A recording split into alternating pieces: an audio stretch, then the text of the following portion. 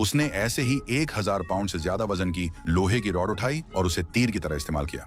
फिर बिना ज्यादा पसीना बहाए उसने एक बड़ा सा धनुष खींचा, जिसे अगर जोर से खींचा जाए तो हजारों पाउंड का वजन लगेगा। बस सही मौके का इंतजार करना बाकी था। धनुष की डोरी एक बार छोड़ी और पूरा नजारा एक पल में बदल जाएगा।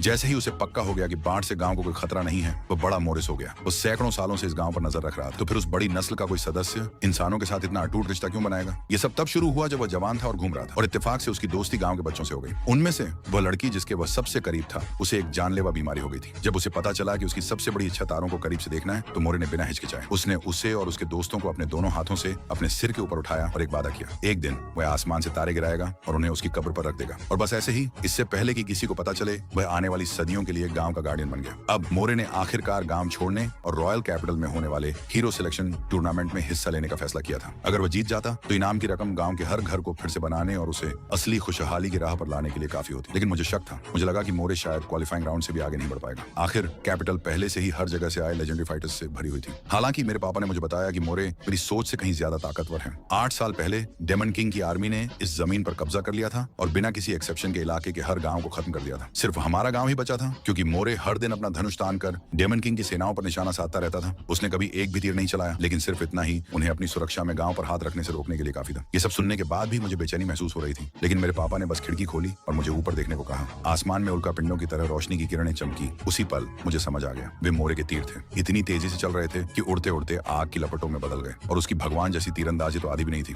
मोरे की नजर भी इतनी तेज थी कि वह क्षितिज के पार भी देख सकता था। उसके उल्का पिंड जैसे तीरों में ऐसी विनाशकारी, भगवान को मारने वाली ताकत थी जिसे रोका या चकमा नहीं जा सकता था।